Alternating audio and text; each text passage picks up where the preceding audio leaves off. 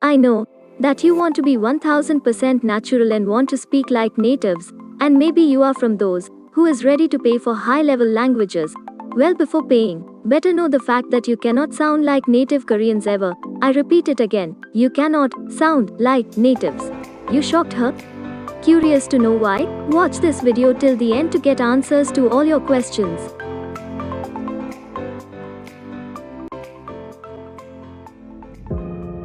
Hello everyone, this is Korean Hub, the one who makes Korean easy and interesting. 안녕하세요 여러분, 이한국 허브입니다. Hello everyone. So finally it's time for Q&A session of the topics we have learned till now. But wait, before that I'll tell facts as well as some questions that rise in the mind of a lot of people who are thinking of starting learning Korean. And also if you are the one who has already started learning Korean, then too please stay. Because this video is useful and informative for every language learner apart from the natives.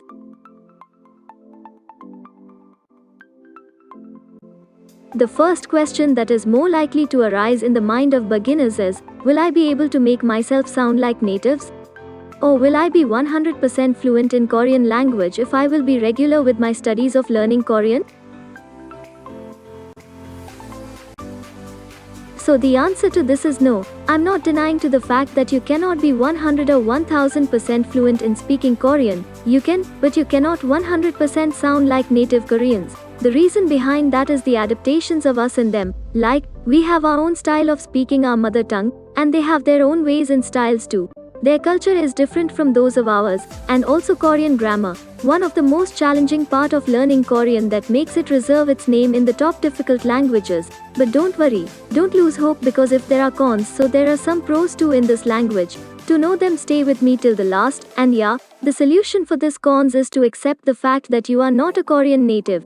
And once you accept this, then learning Korean will be much more easy as you will have freedom to develop your own styles and ways of speaking Korean, and shocking your friends and also Korean friends by your way of speaking the language. Doesn't that sound amazing? And if still you wish to gain fluency like natives, then the last and best solution for it is check whether you have a visa. If you have, that's good, and if not, so apply for a visa, book tickets to Korea, take a Korean citizenship, and start living between them to get the thing you want. Thank you.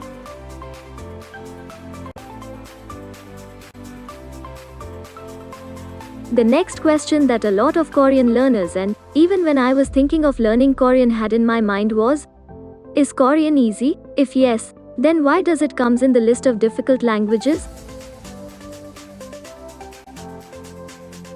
So my answer to this is, Korean is not a difficult language, but even it's not as easy as it seems. If I take my example, so I'd learned German, Russian and Korean as additional languages, but amongst all of them, I found Korean most interesting. Maybe because of its way of writing? Or maybe way of spelling? So why is it in the list of difficult languages if it's not that much difficult? Well, there are several reasons for it. I'll mention some. Like in English, we have order of subject, verb and then object, but in Korean, the order isn't the same.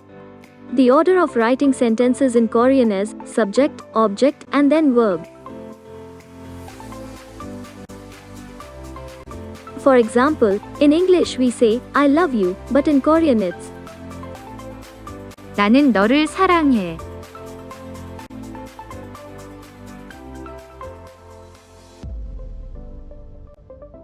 I subscribe to Korean Hub.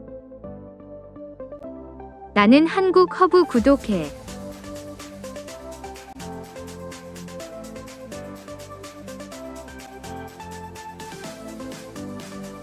And there are a lot of things, like Koreans have many different ways to sound polite, Korean particles, irregular Korean verbs, their grammar, and there are a lot more that makes it reserve its name in difficult languages. Then you may question if there are cons, so where are the pros? Have patience, buddy, we will go step by step. So some of its pros are, Koreans don't necessarily distinguish between singular and plural. Like we say candy if it's only one, and candies to a bunch of candy. But in Korean candy and candies are spoken in a same way. And yeah, there's a Korean particle for plural forms, but Koreans don't necessarily use it. Most of the times they ignore it.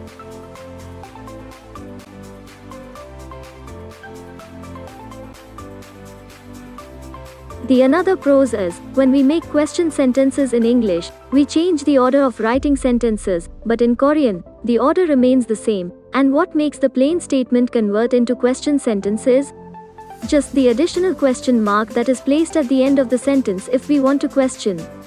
Doesn't it sound simple? Well, yeah, it is as simple as it sounds.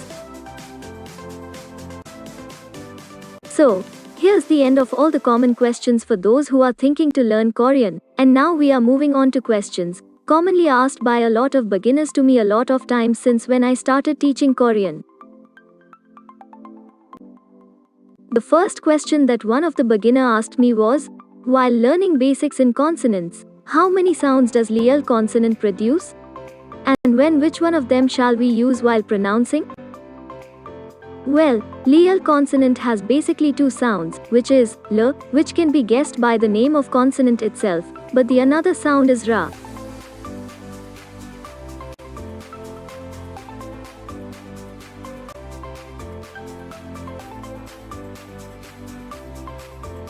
When to use each of them? So the pronunciation of these consonants depends on the word that we are speaking.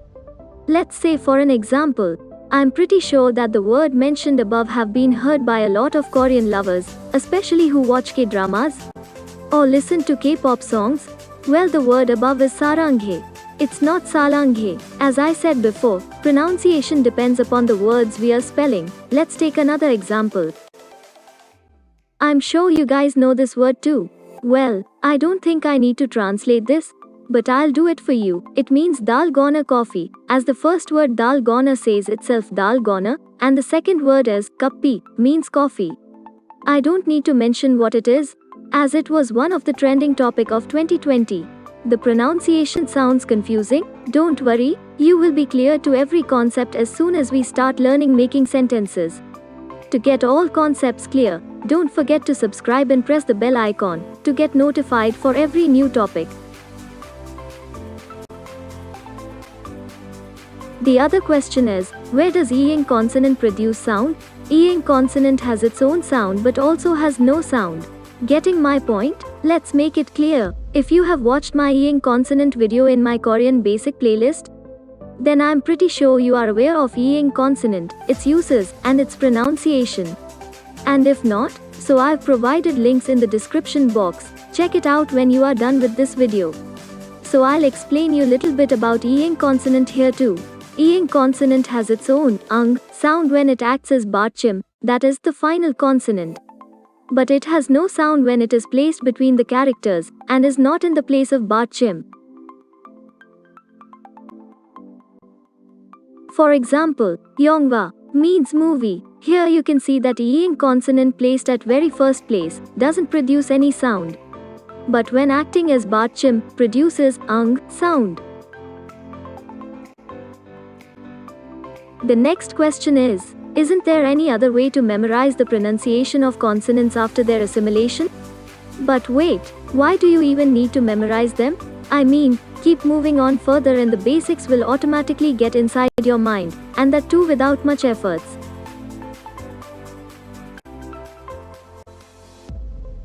So last, but not the least, in final double consonants, why are two consonants placed together when one of them has to be ignored while pronunciation?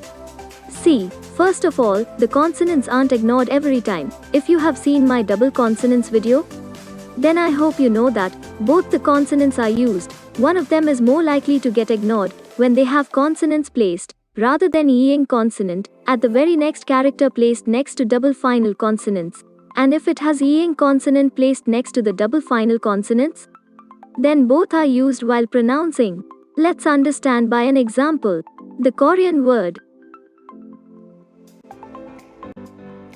앉다, means to sit, but when the consonant placed at the very next character to the character containing final double consonant is replaced by ing consonant, it is then pronounced as 앉아.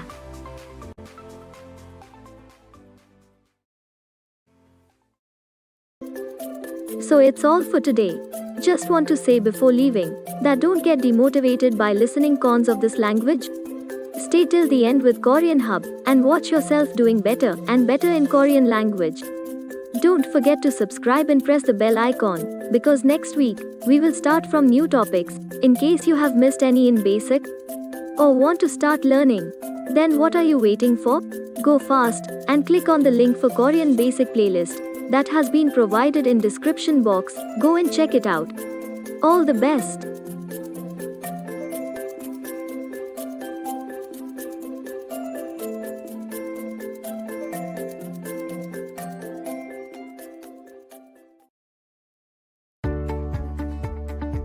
Thank you so much guys for still learning with us. We hope to see you in our next topic soon. Take care.